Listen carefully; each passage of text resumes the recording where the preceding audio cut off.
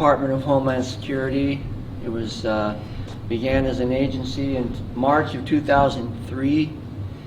I was already in the federal government at the time, and as the agency was created, I was there and I saw the development of events as in large part led us to where we are today, up close and personal, eye to eye.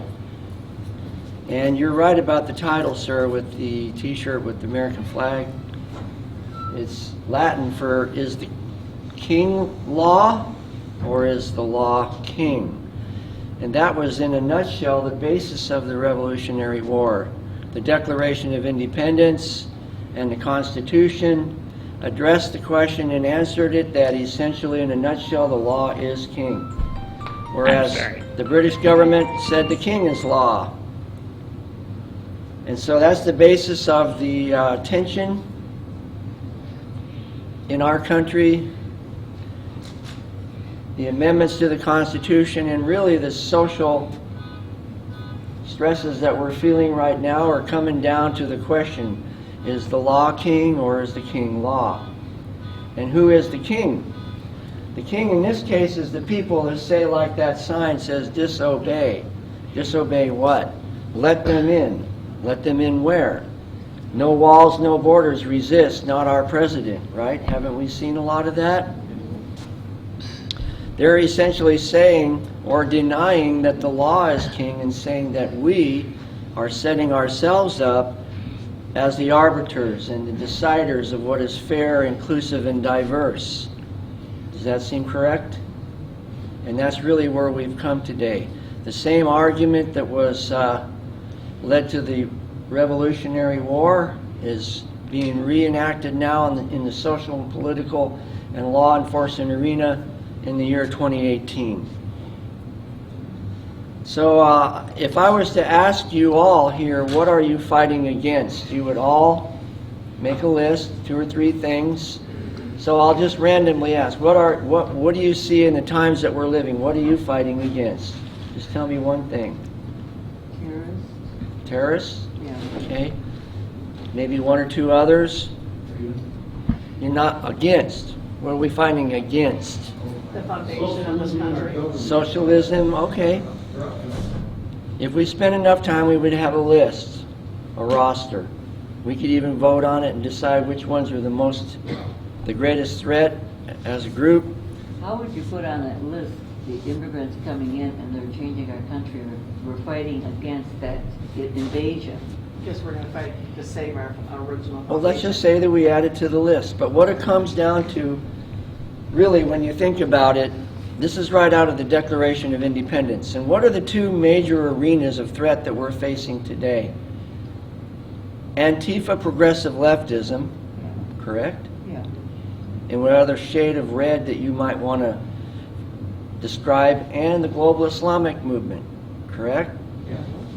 Whatever shade of green that might be, all the way from outright terrorism to the more subtle things, what I call saturation. I don't call it infiltration because it's what I refer to as a Novocaine word. We've heard some words so many times that when we do hear them, our mind just goes numb. They don't really have any meaning that we can attach to.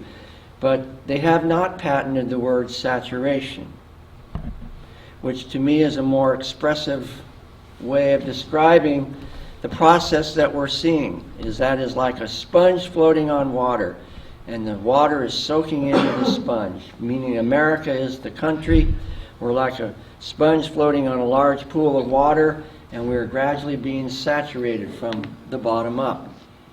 Meanwhile, if you happen to not be content with the rate of saturation, because after every sponge is a little different, America's got its own kind of sponge, then what will you do to speed up the process? You'll push on it from above, and that's what we call terrorism, and or anarchy, and or social activism, and all the other titles that... That's quite a display there. The Trump bridge. With the wrong candidate. So basically what it comes down to, friends, is something that I'm trying to convey across the country. I go to meetings like this, a new one every day, or almost every day. It's like a constant kaleidoscope for me. I stand in one place and the room changes constantly. But I'll tell you, and I hope this is an encouragement, that across the country there are 10,000 times 10,000 groups like yours, ours, here. And where everybody in the country is concerned. Are we concerned enough? We'll find out pretty soon, won't we? We'll find out in August, and then we'll find out again in November. And then we'll know whether we're going to push the MAGA car over the line for the next segment of the battle, the next round of the battle, or we're going to allow that car to run out of gas and pull over to the side of the road. So I'm very curious, of course, what we're going to see in the next few months. But I, for one, am doing all that I'm capable of as a person with a lot of background and insight and experience to contribute to the effort to help defend the liberties that the Creator so generously endowed us with. And I believe that's all why you're all here too. So when you boil it down and you look at it from a constitutional or Declaration of Independence perspective, both the red and the green side are actually trying to do the same exact thing. And it's right out of the Declaration and it's highlighted in red. Would you agree that they're seeking to alter or abolish the current form of government and to institute a new government that is more suitable to their worldview? This is like a suitcase handle. If you try to drag a big, heavy suitcase through the airport without a handle, it's a pretty tough chore, isn't it? But if you have a good, solid, strong handle that you can grab a hold of it, then the job becomes manageable, doesn't it? And that I see as traveling across the country as a perspective that I've gained, that in all the noble causes that we're engaged in, all the things we're fighting against, that what we don't have as a country, as an alliance, is a coherent, unified strategy. We don't actually know what we're fighting for. We know what we think we know, in a sense, what we're fighting against. You guys named some of them. But it's not so easy for people to verbalize what they're fighting for. But our adversaries know exactly what they're fighting for: to alter or abolish the current form of government. What is it called in the last administration? Hope and change. Sounds nice. It's a euphemism, isn't it?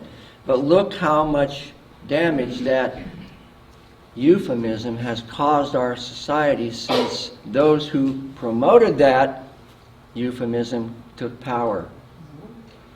Right? You see that words can be very deceptive. So the question is, what are we fighting for, friends? And this is a fundamental. If I can convey this to you and you can grab that suitcase handle, it's going to simplify the equation. Remember in algebra, removing the variables from each side of the equation till you boil it down to a real condensed handful, and then you solve the equation and you answer it? What we're fighting for, friends, is our sovereignty. And what is our sovereignty?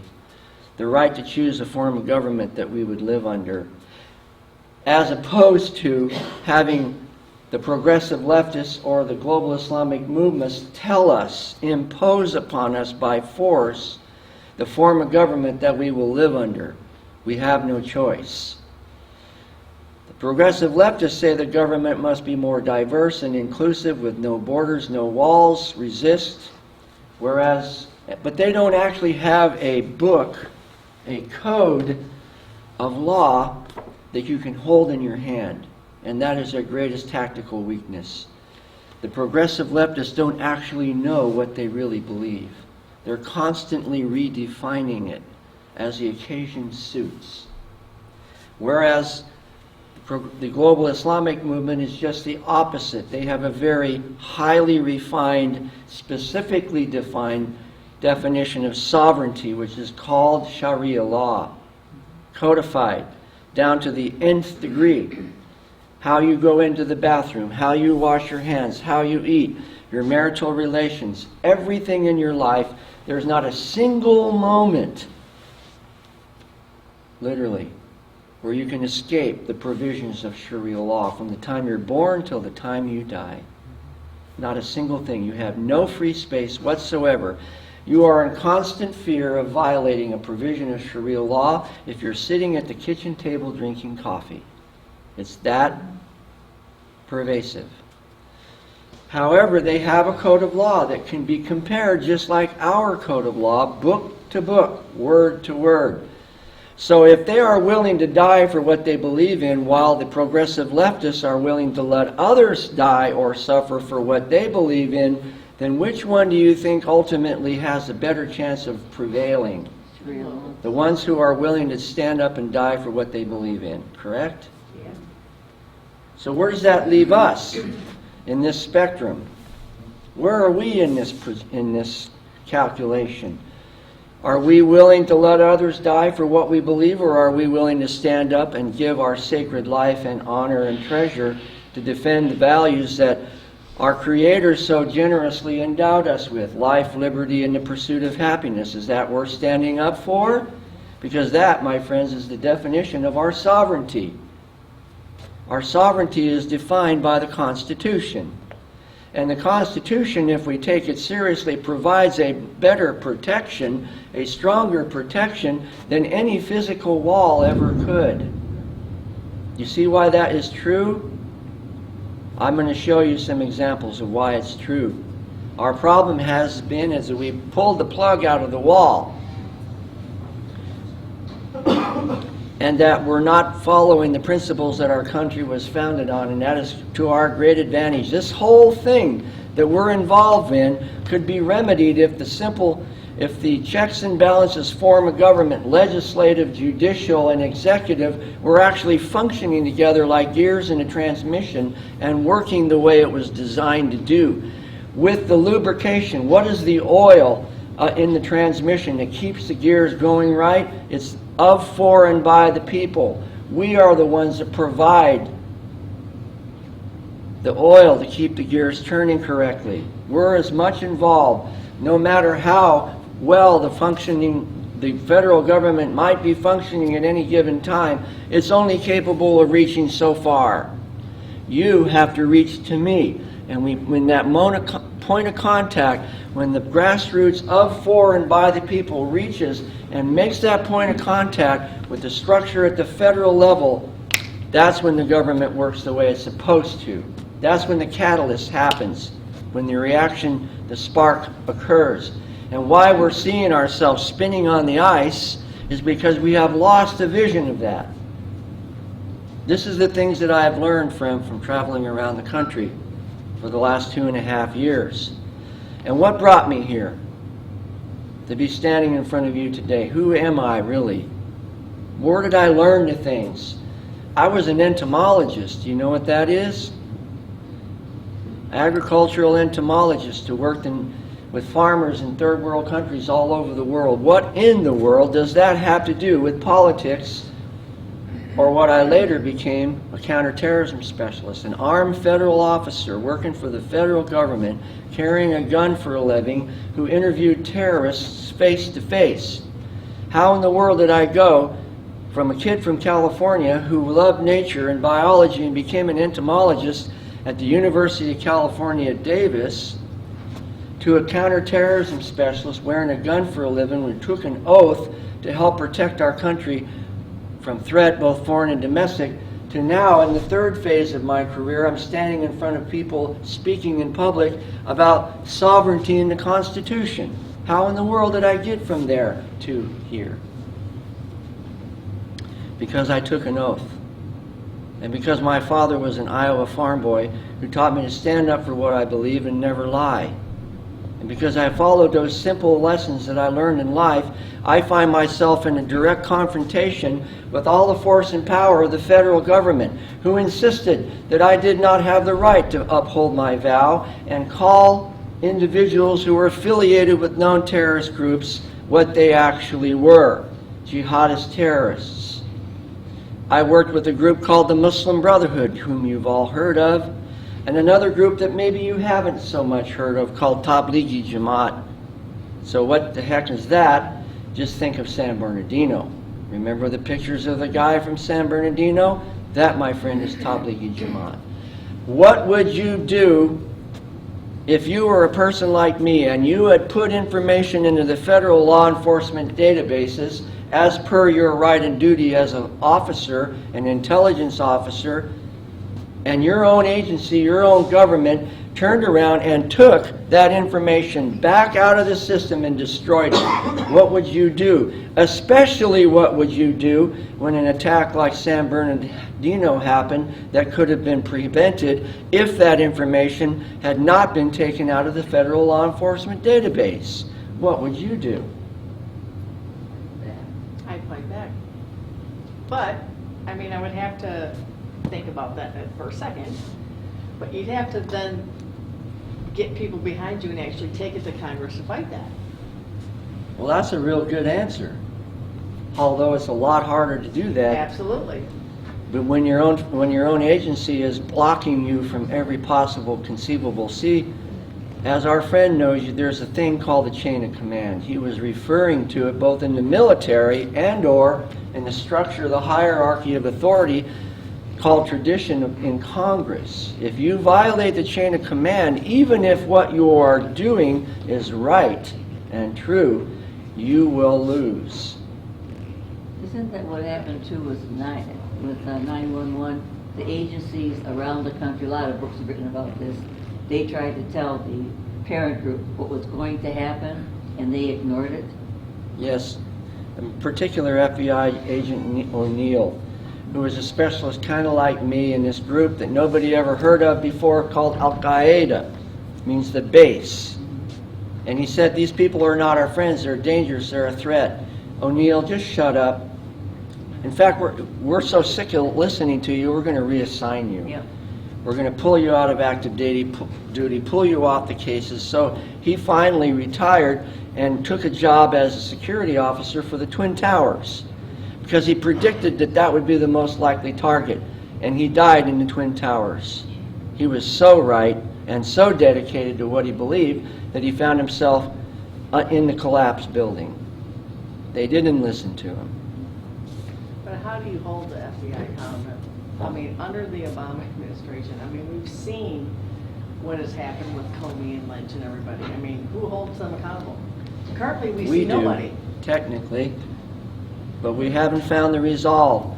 President Lincoln said that the dogmas of the quiet past are inadequate for the stormy present.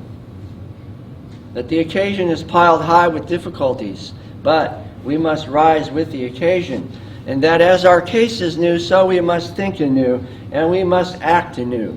We must all disenthrall ourselves, and then we shall save our country, the last best hope on earth. Have we come to that point, in all honesty, where we're capable and have the wherewithal to disenthrall ourselves? That means stop being mesmerized by the things that are not really true. No, I'm not sure if we have, and I hate to think about what it might take before we finally do come to that point. Speaking of which, by the way, age is no qualifier, nor is it a disqualifier. You have basically one duty: to leave a legacy. And do your utmost between now and that time when it's your last day on earth to leave the best possible legacy that you can. That is really your ultimate responsibility. As he said, we're not really called to change the world. We're called to do our utmost and best to stand up for the values that we were so generously endowed with and pass that legacy on to the next generation. We need to refocus, stop putting the emphasis on the wrong syllable, and recognize where we are and what we're really here for, friends. This is our time now. Every generation faces this. We're not exempt from it, though I think we began to believe that perhaps we were, but we're not. And I believe we're finding that out, aren't we? We're not exempt from it. The people that we thought had our best interests in mind, who were elected to go to Washington or took the oath of office like a law enforcement officer, we find out have compromised their integrity and put all of us at threat and peril. So it does start, to answer your question, from the grassroots up, just like I said before. A certain momentum has to begin to occur before any of this is going to be resolved. Does that make sense? This is what we're fighting for. Just a quick thing about sovereignty versus anarchy. This is not the first time we've faced Antifa. President McKinley was killed by an anarchist who walked right up to him with a 2-shot Derringer and shot him right in the chest. In what year? 1901. 16 years before the Bolshevik Revolution. And look at the language. That they should fight against the present form of government. Didn't I just cite that from the Declaration of Independence? And or that they want to change the government. Hope and change. We have seen all this before, friends. Well, that's why they're destroying all the monuments and stuff. It's like a force of gravity, like a dark star, like a malevolent form of power that wants to suck the life right out of and replace it with something that will impose upon us their definition of sovereignty. This is what we need to grasp, friend. And when you see it and you evaluate what we see around us on the media and in public life, you realize that it really does boil down to a conflict over the definitions of sovereignty. Whose form of sovereignty will we be? Will we voluntarily?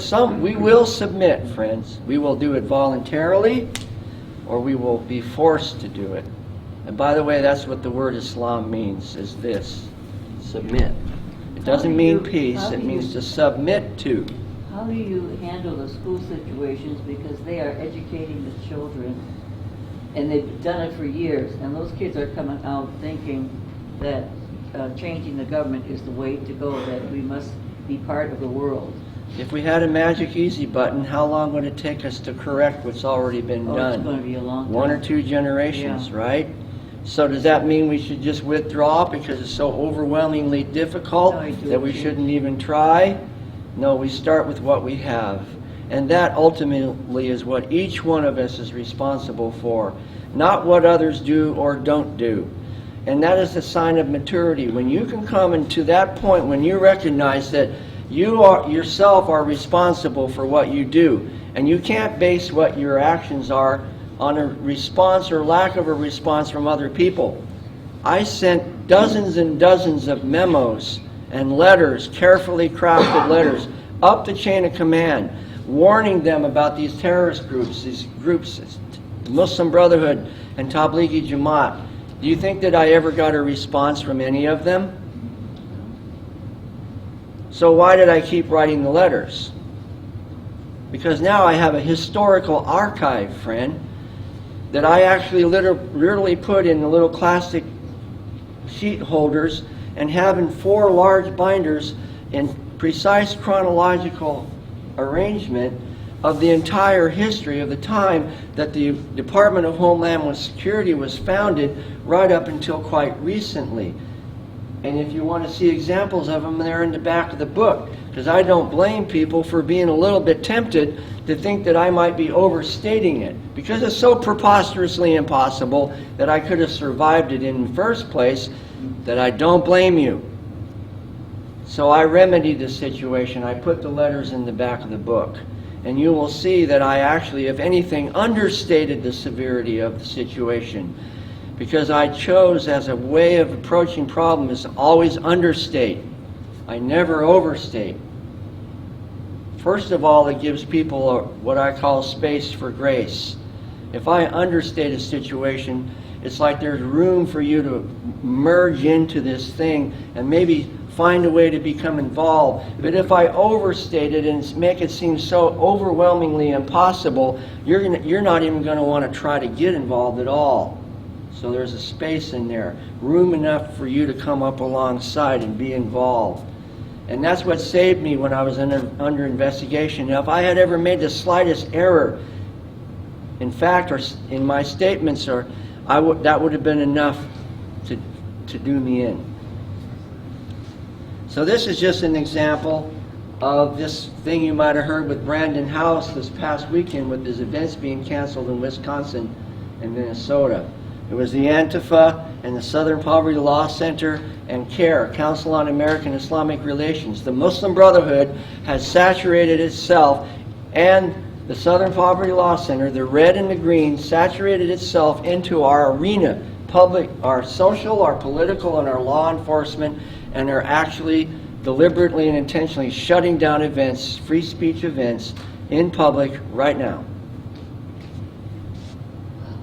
And if you're thinking I'm overstating it, this is from a couple days ago. They shut down the events, and they are boasting about it on their website. They tell you exactly what they did. They made calls.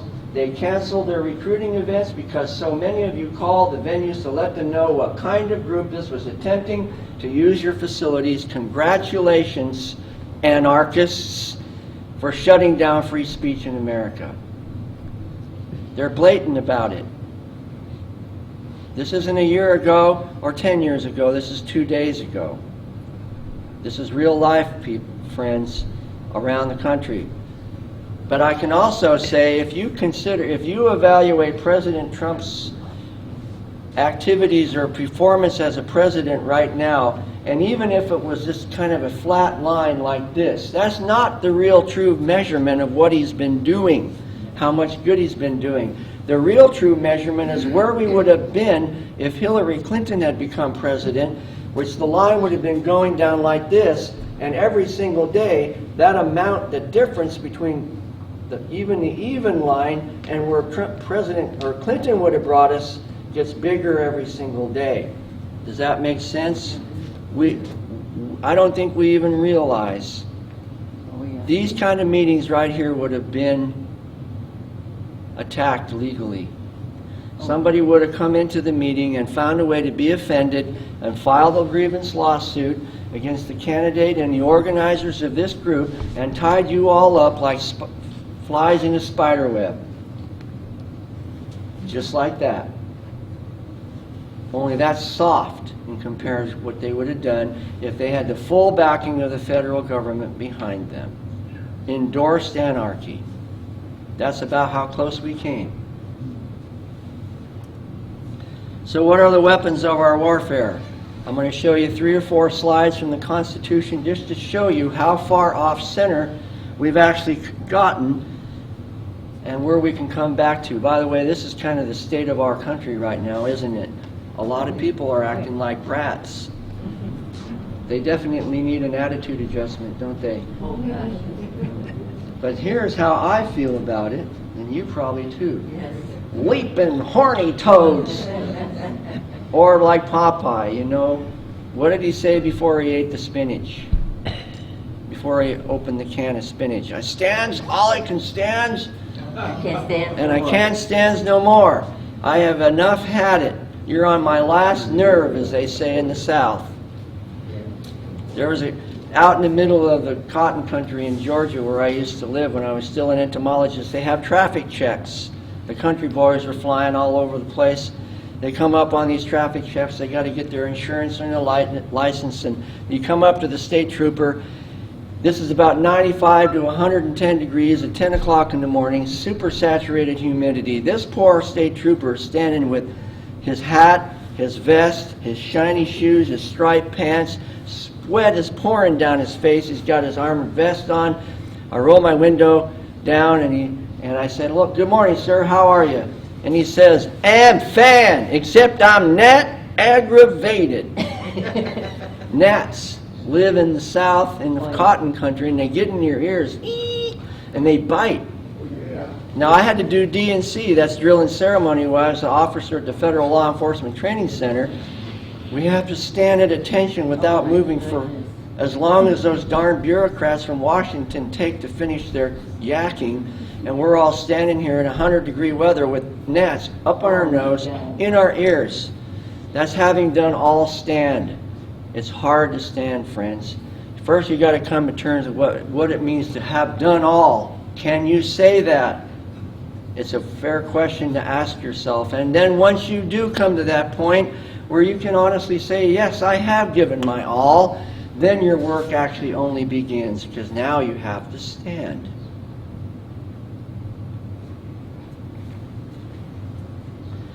Article 1 says that the federal government's responsibility is to establish a uniform role of law of naturalization throughout the United States, except for Michigan. Is that right? Does it say that? Except for Michigan?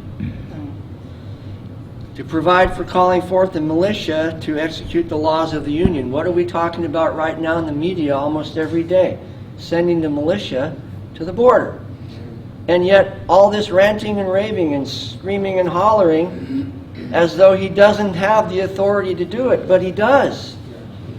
So that shows you how far from center we have gotten in terms of observation of the Constitution, doesn't it? And to suppress insurrections and repel invasions. The caravan that we've been hearing about, would that be considered a potential invasion? Oh, yes, yes. All right then.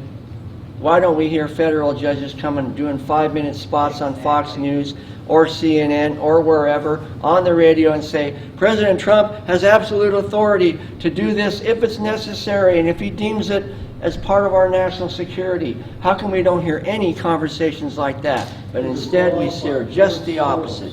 What? They're bought out by George Soros. By a lot of reasons.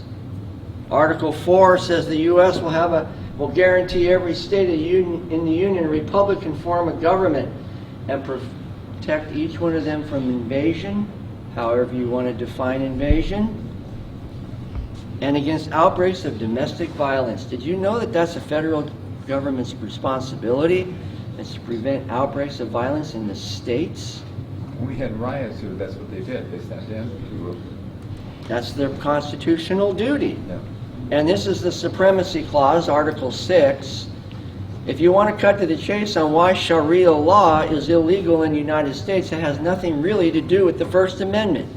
It has to do with Article 6. Because what's the last half of the phrase First Amendment?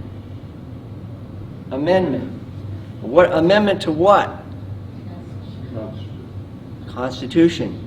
Which means that the First Amendment doesn't supersede the articles of the Constitution. It's by default understood that the First Amendment is built on the foundation of the Constitution, and that even though we have freedom of expression, it doesn't supersede the Supremacy Clause of the Constitution. And since Sharia law defines itself as a constitution of the global Islamic movement, we have a fundamental point of conflict right there. Why aren't we hearing judges state plainly in public it isn't even a First Amendment issue, it's an Article 6 Supremacy Clause issue the reason why is we have no precedent for it. There's no corpus of law in our history that has set a precedent, because not until now have we ever been challenged in this way. Yes, we have fought wars, but there was never this subtle attempt to undermine the Constitution, to alter or abolish the current form of government, and replace it with one that they characterize as better than the Constitution itself. You see what a point of crisis we've come to? Am I getting my point across? Yes. Is it helping clarify the picture? Remember microscopes in the biology class?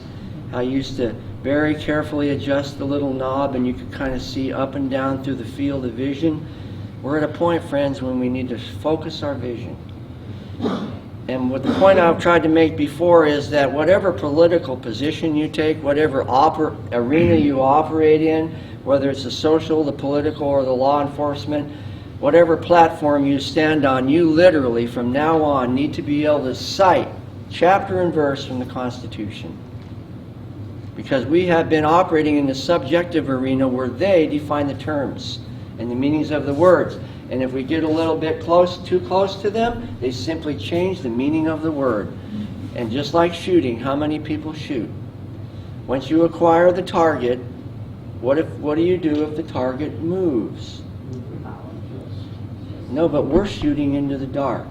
We're insisting that we're going to stay aimed in on a target that doesn't even exist anymore.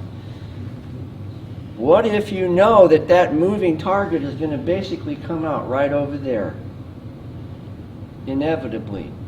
What will you do? Will you shoot blindly all the way across the room, or will you simply go over and wait for the target to appear and maybe take 1 or 2 shots and that's it? That is the difference, my friend, between strategy and tactics.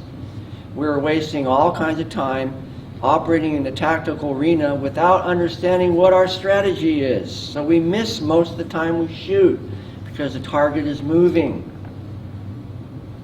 We don't understand that what we're really fighting for is our sovereignty. And when you look at it through that lens, it simplifies the equation, and anything that challenges the sovereignty of our country, whether it be from the left or the right or the green, is very obvious and simple. And then what you do is you attach that to a constitutional value or a premise, and you become immovable, and you also become invulnerable to most criticism and attack. Because what are they going to do? Come out in public and call you a racist for defending the Constitution? They might try, but even we're not that far gone where people would actually be bold enough to do that in public and expect to get away with it.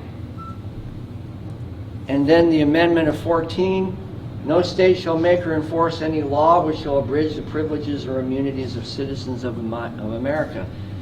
That's one of the defenses against sanctuary cities. When you create a sanctuary state or a sanctuary campus like UC or a sanctuary city, you are abridging the rights and immunities of U.S. citizens. You're putting them in danger, as we have seen over and over and over again. So those are just some of the most fundamental foundation stones that we can stand on. And I've already referred to the social arena, the political arena, and the law enforcement. I come from the law enforcement arena. This, my friends, is not my natural arena.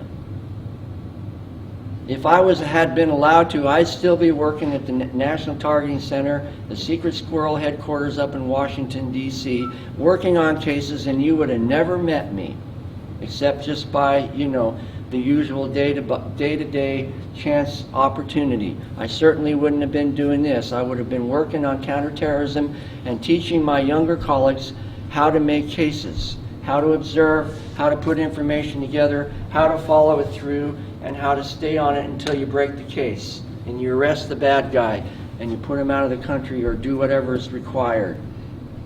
I wouldn't have been doing this. This is not my natural language. But because of what I had to go through, and the fact that I was forced into the center of the nuclear reactor of that administration, just like in physics, when you put elements into the center of a nuclear reactor, there's things that happen. And what I ended up with was a handful of rare earth elements, very, very precious, highly valuable. And what I'm doing now is going around the country and giving it to you.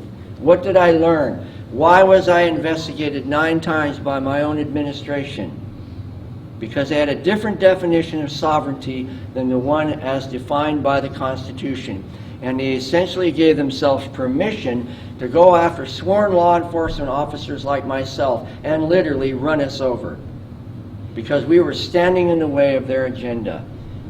It started inside the Department of Homeland Security, and they went after the law enforcement officers. It's like watching a slow motion explosion. First it blew the walls out of this room. Then it blew the walls out of the building itself. Then it blew the walls of the other houses nearby, and then the city, and then the state, and then the whole country. Like one of those movies where you watch the shockwave go all the way across the country. Well, I just so happened to be at the very center of the moment when that thing went off, and I saw all of it. And I was able to survive being investigated 9 times by people that you're seeing on mainstream media now every night. People like Comey and McCabe and Clinton and Napolitano and Holder and Johnson and etc., including the president himself. It came right from the top, right down through the law enforcement agency, and blew the whole system apart. But it started with us, the guys that took the oath of office inside the federal government. Because in order for the administration to implement their policies like countering violent extremism, see something, say something, and let people come in through the border, catch and release, and all the other things that they came up with, they had to get rid of guys like me first. But they didn't, they misunderestimated me. Because they didn't know I was raised by an Iowa farm boy. I grew up like a Midwesterner, which is stop whining and get to work. And my dad taught me in the old-fashioned way. He dispensed with the ceremony and taught me, stand, never lie, and don't back down. And I stood full force against the entire federal government. But I knew that I was right, and I had the evidence of it, and I survived the whole experience. Otherwise, I wouldn't be standing here talking to you. If I had violated subsection B-3.2, it wouldn't have taken but a gnat of a violation. And that would have been all that they would have needed to say, Haney violated this code, he's unreliable, don't listen to him, he's a criminal. Right? And you would have had enough of a reservation in your mind, I can't go listen to this guy. The federal government says that he's untrustworthy. See how perilous it must have been? Being in a 500, Indy 500 race, going around the track at 250 miles an hour. How many different times do you think I had a chance to hit the wall? By the way, how are we doing on time? Where are we with the time thing? I can listen to you all night. This is good stuff. So the three arenas, I'm going to show you immigration reform. No walls, no borders. We are under what I call the delusion of a collective outburst or spasm of psychosis. You know why? They say no walls, no borders, right?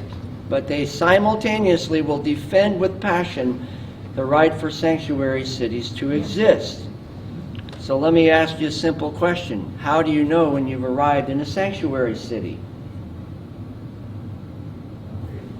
When they give you a ticket for having a truck bridge, they won't let you get sanctuary. You know, my friends, it's so much more fundamental than this. It's just, it's, how do you know when you're in a sanctuary city? It's called the city limits. And everybody's living in tents. So if you believe in sanctuary cities, passionately, no walls, no borders, simultaneously, you believe in sanctuary cities, you, my friends, have a bad case of psychosis. Why? Because how you know where a sanctuary city is or a sanctuary state is by a precisely defined border. So how can you on one hand say no walls, no borders, while at the other hand passionately defending the borders of a sanctuary city or state? You cannot.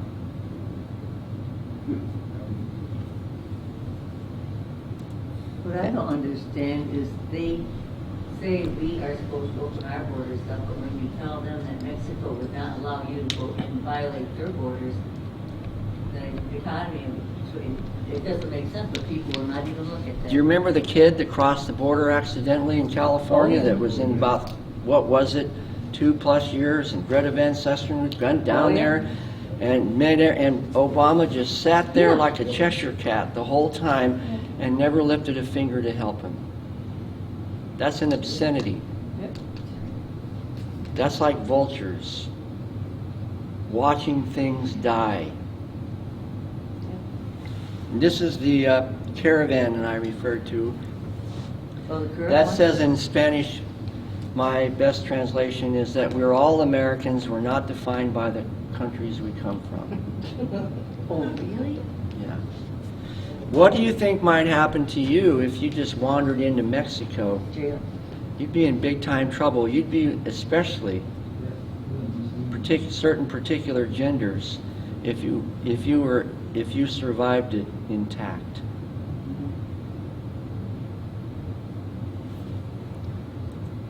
This is a Federal Register. I'm just going to highlight this. This is something that was initiated by Jay Johnson in 2014. By the way, you can have a copy of this PowerPoint, anybody that wants it. All the references are in there. The bottom line is this. I tell President Trump, or I say in public a lot, President Trump, If you want to drain the swamp, I can help you because I know where the valves are. I do. There are valves that need to be closed, but there are also valves that need to be opened. When we drain the swamp, we need to put new water in it. And the thing that I noticed about swamp creatures is they're mutant hybrids. They're hybrids between D's and R's, and a few I's tossed in there too. The second thing I noticed about swamp creatures is that they're amphibious. They can literally walk right up out of the swamp and come and sit down next to you. But watch out, because they have extremely sharp teeth and poisonous stingers, and they will nail you in a blink of an eye. And the third thing I noticed about these swamp creatures is that in many cases they have no faces. They're anonymous. They make decisions like those people with the Antifa that shut down our free speech in public. Do you see any faces with those people? No. Anyway, this was law enforcement discretion by Jay Johnson, Secretary of Homeland Security, that even if you're a known affiliate of a terrorist organization, you can still get a visa to come into the country if it was only limited involvement with that terrorist organization. That's all subjective terminology. There is no legal definition of what limited involvement with the terrorist group is. Was that passed? Is that something that they're... Good question. First you have Congress, right? Yeah. Remember when President Obama came in, he started issuing a raft of executive orders, but he got some pushback, didn't he? So then he went to the next thing, which was directives signed by the secretaries of, for example, Homeland Security or FBI. But even that got pushed back. So they went to the fourth level away from Congress, and that is to put unilateral policy changes in the middle of the night, literally, in the Federal Register, which nobody reads. Not nobody, but very few. Did you spend a lot of free time reading the Federal Register? Did you spend a lot of free time reading the Federal Register? Of course, it's a valuable archive, but you don't as a course of normal activity. So they dropped it in with no accountability at all and completely changed immigration law, just like that. That's one of the things that needs to be addressed. Can that be taken out just as easy? See, she catches on quick. Yes, that's the thing about draining the swamp. Here, Southern Command tells us that 31,000 people from SIC countries came over. SIC is secret squirrel language for special interest countries. 31,000. From exactly the countries that President Trump wrote about in his executive order. And why did he choose those original 7 countries? Because all but one of them, Iran, which is a state sponsor of terror, have no functioning government. You cannot rely on their information on people who come to your border. There's no way of verifying it. We used to have a running joke. I did what are called IDSOs, intelligence-driven special operations, and one of them was on people from Somalia. And we always knew their birthday before we ever saw them. January 1st. Yeah. And then this is, this thing here is the privacy rights. This is what, who's our National Policy Advisor? Kelly. When he was, for the brief time that he was Secretary of Homeland Security, he wrote this memo that no longer will privacy rights be extended to foreign nationals and or lawful permanent residents. That's a bunch of legal gobbledygook, I know. But here, let me make it real for you. Why was I investigated by the federal government? For violating the privacy rights of foreign nationals. So Kelly, and I'd love to give a kiss to whoever actually wrote this, knew it. And they amended it. Which means what? Maybe you probably already realize that the basis for the investigations that why I was investigated were illegal. I was investigated by my own agency illegally. And then this is the authority, 8 U.S.C. 1182, the President has to refuse entry to people from foreign nationals on the basis of national security. Have you ever heard any of the circuit court judges address this? No, they talked about what President Trump said his during campaign and tried to imply that because he said things that were discriminatory or racist, that he's been disqualified from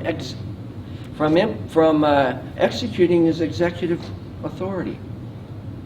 Isn't that what they said? Without ever addressing. According to the Supremacy Clause of the Constitution, the judges of each state are bound by it. That means they're bound by this. But have they been? Yeah, but how do you hold them accountable? One step at a time. I don't have a magic, snappy, easy button answer for it. I don't know how long it's going to take us to get back to where we should be. I'm doing my part, and that's sort of an answer. Become involved. There's one of three arenas I already mentioned: the social arena, the political arena, or the law enforcement arena. Each one of you is going to be more naturally inclined or drawn to one of those. What is this event here? What arena is this of the three? Political, social, or law enforcement? Political. Okay, we'll call it political. What about the social arena? Education. You brought that up. That would imply to me, as a observant intelligence officer, that's something that's close to your heart. That's right in the heart middle of social. Now maybe she's not interested in that at all. That's not a fault. It means that there's something else that she is interested in. You said something earlier about Islamic stuff. You got in trouble, pushed off Facebook, because you used a hashtag with the ID of Muslim. So as an observant intelligence officer, I would guess that that would be the arena that you would be naturally interested in, the law enforcement arena. So that would mean you would make friends with people in law enforcement. And you might even, if you were equipped, volunteer to give them information about things that you see. Correct? That's how you get involved. I was debating this guy, Alex Narasta. He believes in open borders. I mean, totally, no borders at all. Plus, he's a libertarian. He also believes that there should be no laws against drug use and/or the euphemism personal behavior. Twice I debated him, amazingly, and they were in libertarian audiences, and they're an interesting hybrid because they're not Democrats and they're not Republicans. But one thing I have to give them credit for, they at least have the patience to listen, which is a little bit refreshing. A lot refreshing. And I'll pass that. And then this is Jeff Sessions, that there's not going to be any more regulation by guidance. What does that mean in everyday language? No more making it up as you go along. A lot of people, Sessions gets a lot of blowback every day, but there are certain things he's put in motion behind the scenes that are going to have powerful gravitational force effect on our immigration policies in the future. I'm a law enforcement officer. I say right on. You know how disturbing it is for us to have to watch people come right through the border? We're like sheepdogs. Sheepdogs don't want to let the sheep get eaten up by the wolves. I have a cruise control personality. It's about 50% Clark Kent. Easy going. And about 30% Steve Martin. You know, I believe that humor is still legal, so we should use it while we can. Right? I have to have a life. What do you think I'd look like if all I ever did was saturate myself with all this stuff? I wouldn't be able to function. And the 20% remaining is Chuck Norris.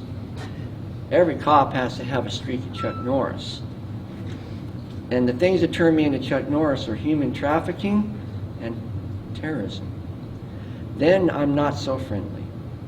They knew me as the guy with the white hair.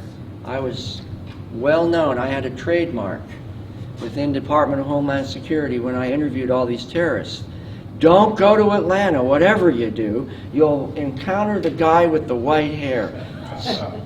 Remember Lion King when the hyenas were, ooh, Mustafa? Not the guy with the white hair.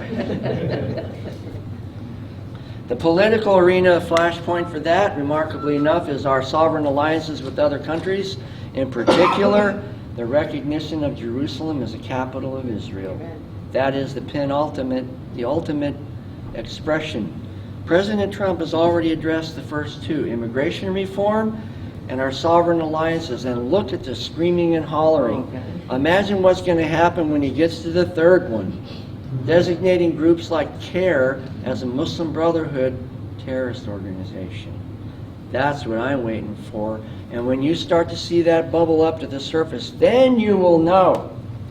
See, the debates and the noise that we're seeing in the immigration arena or in the alliance, sovereign alliance, are good. It's like watching sausage being made, yes.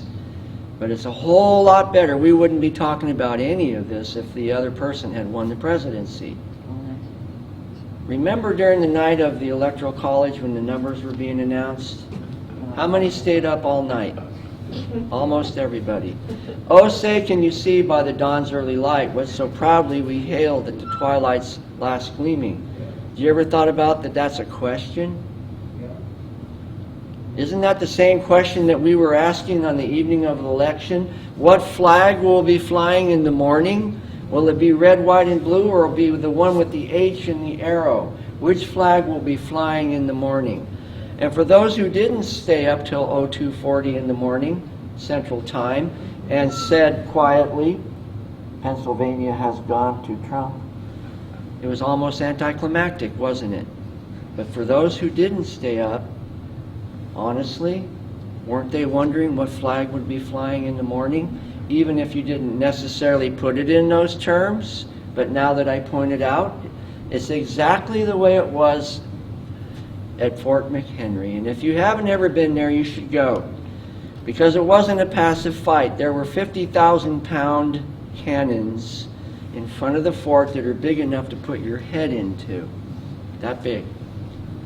And they were blasting away at the British fleet and pushed them just past lethal range. And it was a stalemate. In this case, a stalemate was good enough for us to survive as a country.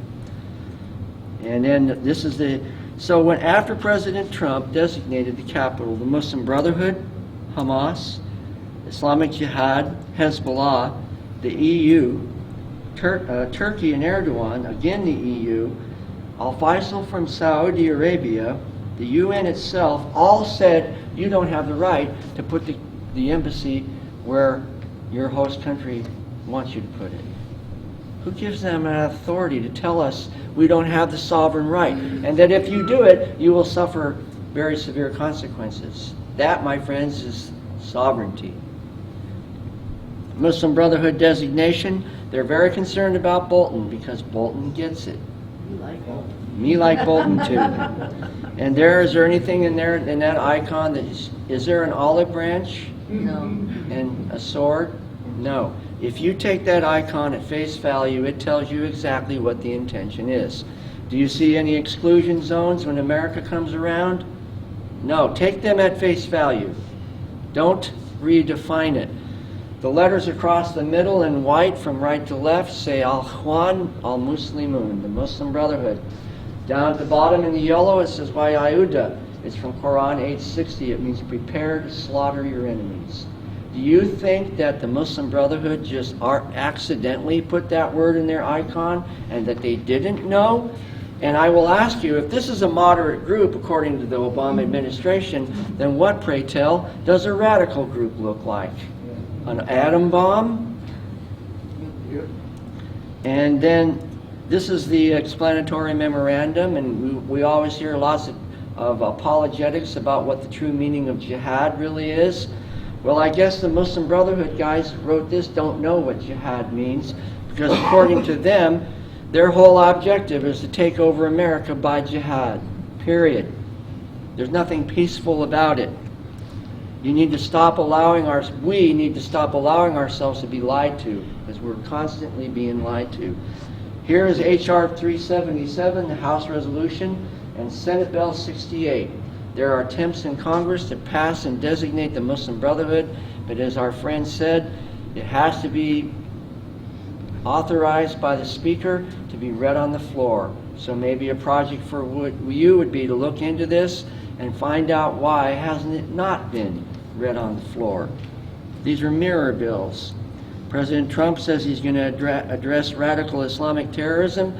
So from my perspective, even though it's going slowly, I'm still hopeful that there's going to come a time when we hear an announcement on Twitter that we're going to address the Muslim Brotherhood's operation in America. That would be a day for me, as a law enforcement officer, for a party. And you guys are all invited. And so, any questions? You raise your hand first. What is your opinion of the current state of the Department of Homeland Security and the direction they're going? I'm hopeful, but they have a new extreme vetting center where they highlighted emphasis on civil rights and civil liberties and privacy, which makes me a little nervous because that's what I call a streak of CVE. CVE is basically disconnecting Islam from terrorism, that we're going to go through negotiations and dialogues and community outreaches. It hasn't worked. You know why? The irony of it is that the Muslim community in America that was chosen as model cooperators publicly renounced the CVE policy in February of 2015. They don't want to have anything to do with it. So if they're not going to cooperate with it, then who will? Clingers? Who is going to be designated the threat? So I'm going to be watching that one really closely. But overall, am I hopeful? Yes, much more so than I have been in quite some time. Let's see, you were next. Can you speak to Gulf Tainer, Project Pelican, and the new Wilmington, Delaware port as a potential operation for Gulf Tainer? I only know the barest outlines of it because that's not really in my primary arena. That's my main position. I know they've already set a precedent with Cape Canaveral, and that there is a lot of discussion going on in D.C. Because when I'm not here, I live outside of D.C. and I'm parts of all kinds of secret squirrel circles. And we usually know weeks, if not months, before things actually happen, before they're announced in public. And I can just tell you in broad brush outline strokes that there's a lot of discussion about this very issue. And I think today, the new director of that oversight group gave a press conference in public. I can't even call the acronym right now. But there are efforts to amend it. So if that's an area of interest to you, keep your eye on it. Yes, sir? I want to know that's the first time I heard of that, so, what is that? Muslims have bought are buying ports in the United States, Muslim countries. We have a company, which is called Gulf Tainer. It's operated by two members, sons of Newman, Dr. Jaffer. Mm-hmm. Dr. Jaffer was Saddam Hussein's bomb maker. Yeah. Talking about atomic bombing. So we're selling access to our country through the ports to people that have very plainly stated they have nothing but evil intentions. And this goes back to the Obama administration, the personnel that were there to oversee this, i.e. the Gazprom, the Russia. It's all tangled up in a big messy ball of string, but they basically sold our security for short-term gain. And now there's efforts to redeem it. What's up? Are we done? Yeah, whenever you're, we got a few more questions, I can help with the questions. I gotta sign something in front of everybody, right? Oh, yeah. And you're gonna be, all these folks are gonna be witnesses.